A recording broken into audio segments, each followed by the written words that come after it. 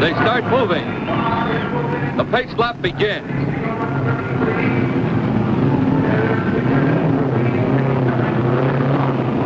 If any of the 33 cars can't be started, 2 alternates are waiting for a chance to get in.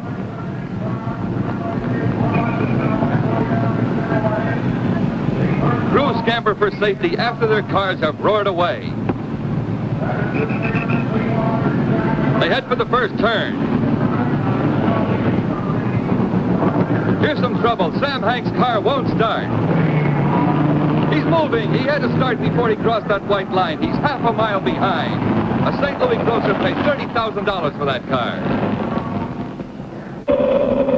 The pace car leads them around the first turn. Is this the year for the Novi Specials? Duke Nalen in number 18 or Chet Miller in number 32? Experts say Lee Wallard in 99 or Maury Rose in 16 may beat them. Or it might be rookie Mike Nazarick in 83, winning car of the previous year, or Johnny Parsons, last year's winner in number 3, or Tony Bettenhausen in number 5, or this year's 136-mile-an-hour qualifier, Walt Faulkner, in number 2. Not a single starter qualified at less than 132 miles an hour.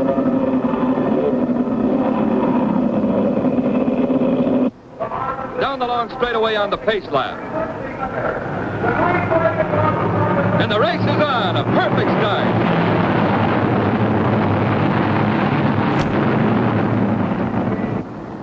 Jack McGrath, the number 9, takes the lead into Tornado Bend where anything can happen.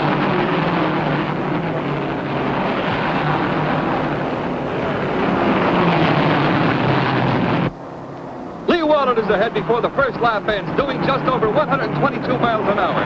The day's first battle for the lead is on. It's still Wallard and McGrath. The rest are jockeying for positions according to their strategy. McGrath is trying desperately to overtake Wallard. They have increased their speed to more than 124 miles per hour. Behind the leader comes Troy Ruttman, Nazarick, Dwayne Carter, Cecil Green, Bettenhausen, Freddie Agabashian, Faulkner, and Parsons. McGrath leads at the end of 3 laps and wins his first $100 lap prize. McGrath stays out in front through the 4th lap, but the 5th lap belongs to Wallard, who's doing almost 126 miles an hour. Cecil Green is 3rd, Walt Faulkner 4th.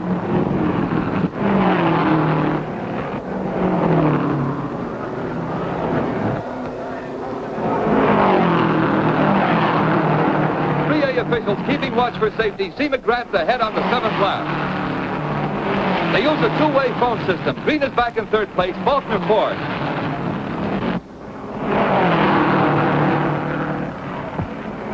Blackboard signs tell Bettenhausen and Carter how fast they are going. It's a terrific pace. Too much at the end of only 8 laps for Joe James. He's out of the race with a broken drive shaft. At 10 laps, it's McGrath, Wallard, Green, and Faulkner. McGrath's average speed is up to 128 miles per hour, a record. Pit stops begin early. Here comes Johnny McDowell in the great money-making car, Wilbur Shaw's Maserati. Not far behind is Mac Hellings. The pits already have been visited by Hanks, who had trouble starting, and Nalon.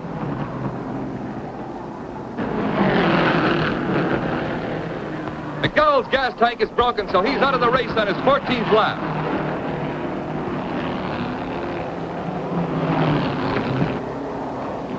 Wallard recaptures the lead on the 16th lap, with McGrath still fighting every inch of the way.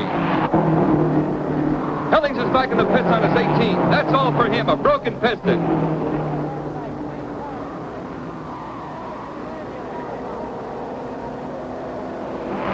A tough moment for any driver, and off to the garage for another hopeful. Cecil Green in yellow number 4 is trying to fight his way up past McGrath. It's lap 21. Green is giving Wallard his second battle, a 1/5 of a second behind. Green refuses to wait for the brakes and presses ahead, fast like a rabbit. Like a rabbit, hey, there's one, running the wrong way. Here comes Nalon for another pit stop. He rolls past his crew, wasting valuable time. Meanwhile, 3 more cars have failed under the great pressure, leaving 27 in the race. At 30 laps, Wallard sets another record with an average speed of 130.5 miles per hour.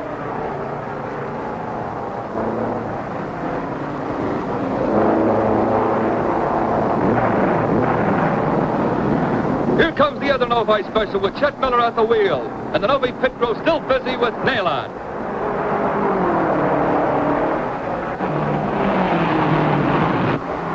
But Nailon gets back in the race, now running several laps behind the leaders. Other pit crews are on their alert, and here comes another car. It is Bettenhausen on his 42nd lap. Lou Moore's crew goes to work efficiently. He changes the tire himself.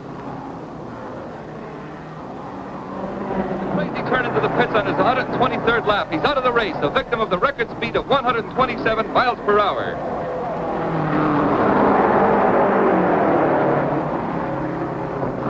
The Upper Alert 3A officials see something. Rose is skidding. The first car to flip. But Rose, covered with mud, walks away. He first wants to assure his children he's okay and says some days you can't make a dime. He was running third. Wallard leads by a lap. At 345 miles, Wallard is averaging 125 miles per hour. Parsons was doing 124 when the 1950 race was rained out at that distance.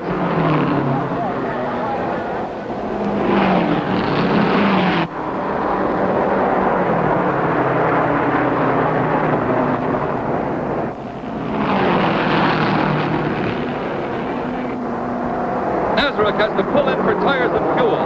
Wallard has stopped only once.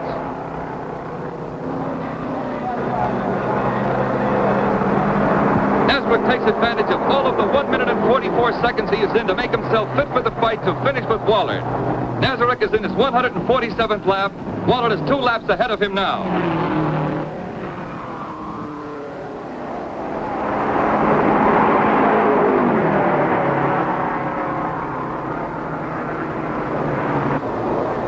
Nailon is stalled out of the race on his 152nd lap.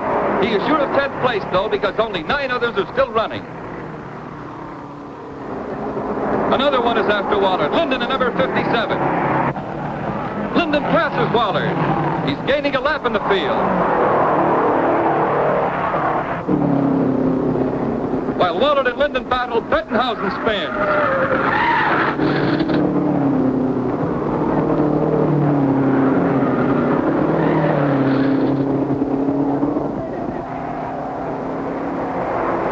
It's Bettenhausen's 178th lap. He has been in 5th place. Now he is assured of 9th place money because only 8 cars are left to finish the race. The pace has been too much for 25 starters. At 180 laps, 450 miles, Wallard is pressing his little car without mercy to keep his 2-lap lead. Nazareth is next. The other 6 in the race are Ball, Aiulo, Banks, Linden, Forberg, and Carter. The average speed is still better than 126.5 miles per hour.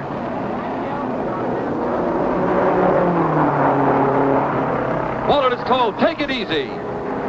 But no taking it easy for Wallard. He has lost the shock absorber. His brakes are gone, too. It's dangerous driving, but Wallard hangs on. Lap 199, 1 to go. Wallard's pit crew gets excited as Wallard goes around. He comes in for the checker flag and victory. Wallard's crew hurries to the winner's circle. He drives 2 extra laps just in case the scorers made a mistake. And here he comes, his motor tired, silent after the record time of 3 hours, 57 minutes, 38 and 5/100ths of a second. Wallard is the first to drive the 500 in less than 4 hours.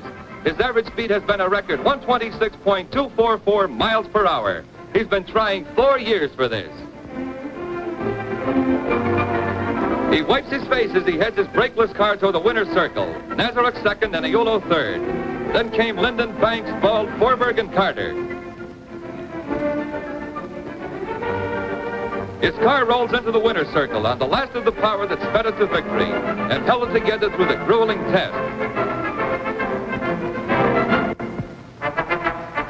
This has been the safest 500 in history. Not a single driver hurt, even though the speed was so great that a record number of 25 drivers failed to finish.